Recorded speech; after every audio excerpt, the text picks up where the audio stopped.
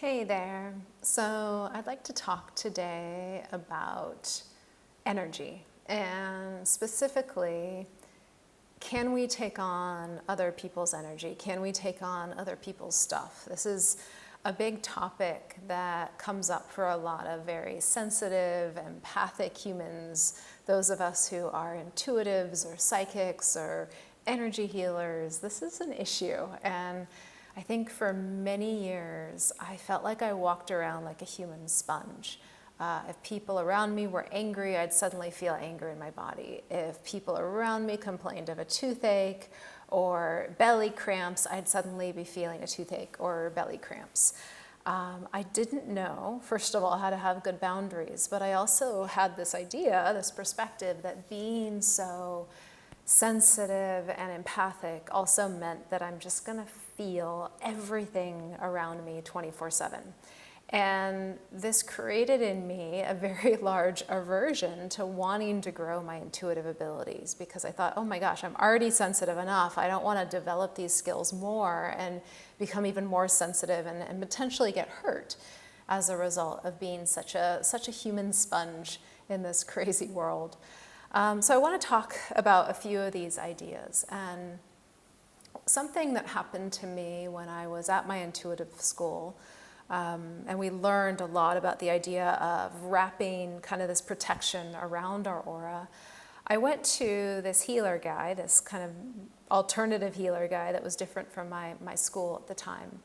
And he challenged me. He said, you know, I don't know if I believe in this whole protection thing. And I was kind of a little offended. You know, what are you talking about? You don't believe in putting up protection. We're sensitive. We need to put up these barriers and protection.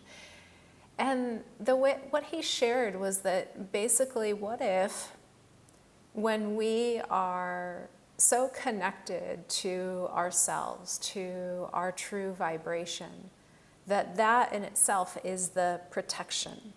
So there was like this way that he reframed it, as opposed to kind of putting up this protection and doing all this energy clearing to clear out other people's energy and block out the world through these visualization practices and other practices.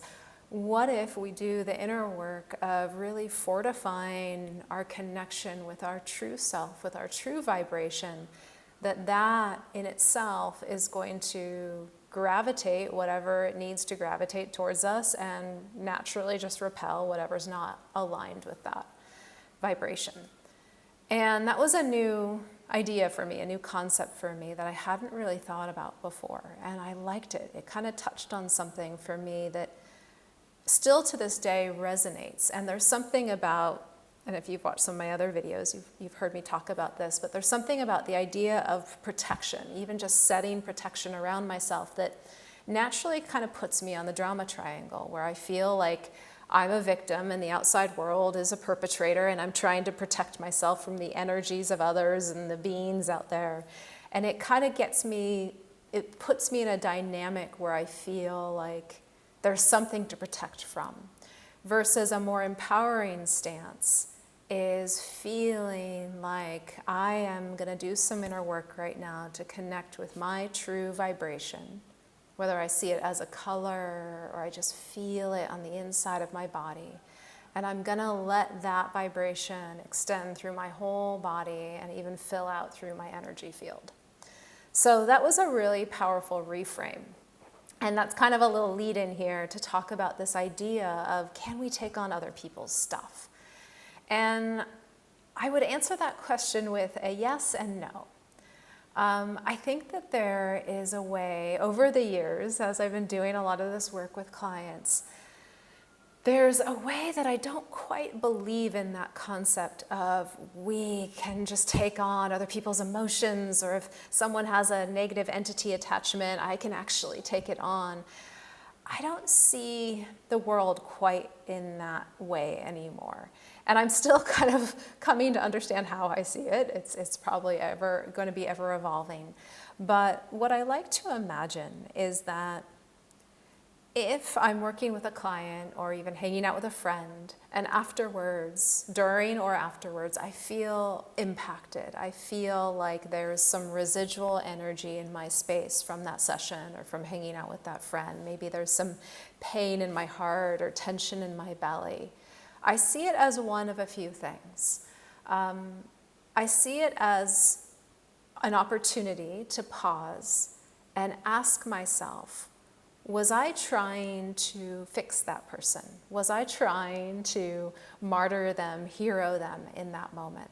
And this can really come up with clients or even family members or people who are suffering or going through something big where we want to help them, we want to fix them. But that martyr energy, I feel like it's for a lot of us healer types, it's tied to an old idea that in order to truly heal someone, we have to take it on ourselves. We have to sacrifice or compromise ourselves. And I really want to challenge that idea. I think that's a very old concept, and it doesn't feel aligned with me. And so for me, if I was working with a client or talking with someone, I felt some residual energy, there's now become a way that I'll ask myself, did I slip back into hero with that person? Okay, and how can I really just hand this back to them? This is not mine to hold. So that's one thing I do.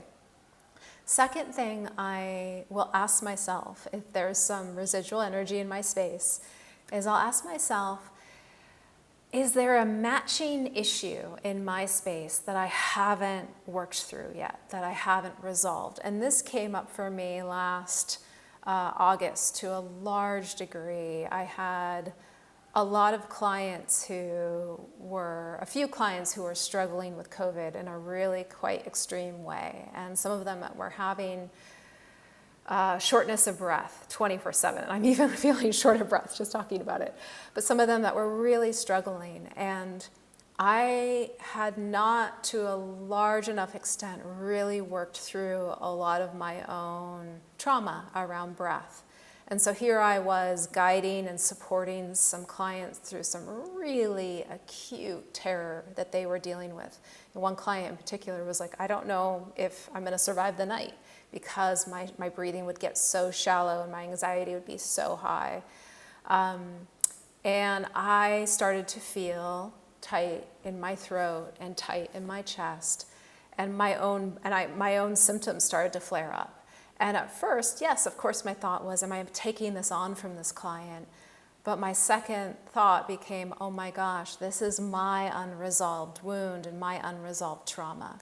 And now since that experience, I have not been working with that client, and I have been doing a great deal of trauma therapy to work with my wound, because when I was 6 months old, a blanket got wrapped around my neck and I nearly died.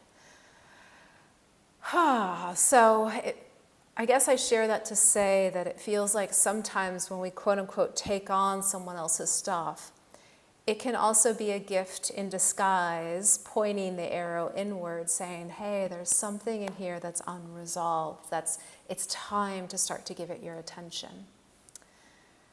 The third thing I'd share here is, again, if you hang out with someone, if you notice you're holding something of theirs, okay, maybe it's your inner hero, maybe it's something of yours that's unresolved. And the third thing I think it's important to look at is that there are people out there who just want us to hold their stuff. Sometimes they don't mean any harm by it, but they're in such a desperate place that they don't want to hold it alone. And I again think that can really kind of draw out our own inner hero martyr. But in my experience, it's never helpful to say, let me hold that with you. I will be here with you, and I can support you if you want that. But am I actually choosing to hold this? And or are you kind of putting this on me unconsciously so I do hold it, and I'm kind of unconsciously taking it because of my hero? So those are just some dynamics to pay attention to when you notice you're feeling some residual stuff after working with a client or hanging out with a friend. Is it your hero? Is it them wanting to hold you to hold it? And is it maybe also just some kind of gift in disguise, because it's truly an opportunity to work through your own stuff? A few pieces here that have been really helpful for me in doing a lot of this inner work with clients and myself, doing a lot of this work with clients over the years and noticing, okay, my energy field has a little extra stuff in it. One thing I'm a big fan of is in between sessions with clients, lying down on my bed, opening my palms, closing my eyes, actually opening my jaw so energy can freely flow through my body. And just imagining this golden ball of light, the universe up above me, like this radiant sunshine. And I will allow and invite that golden sunshine to flow through my whole body. I call it an energy bath, and it's a way to really clear my energy field, cleanse my energy field of any of my hero complexes, any residual energy from that session that's not mine and not mine to hold. And just releasing that all down to the center of the earth to clear it, to shed it. So that's one thing I do. I'm also a big fan of water. I find that water is such a healing, purifying element, and taking a shower with the intention to clear my energy field, going in the pool, going in a waterfall, all those things can really cleanse you. Another thing I love to do is just hand it over to the universe, hand it over to my guides. Hey, can you guys just help me clear my energy field right now? And just really handing over whatever's in my space, whatever kind of residual emotion or pain or kind of energy wave, and just imagining handing it over and welcoming in that support for it to be cleared. Think if there's anything else I use. I think that's it. Anyway, I hope this is helpful, and yeah, I'd love to hear some of your thoughts and comments on what works for you to clear your energy field when you've noticed you've maybe picked up on something or picked up on something from someone else. What are some of the tips and tools that work for you? Okay, thanks so much. Bye-bye.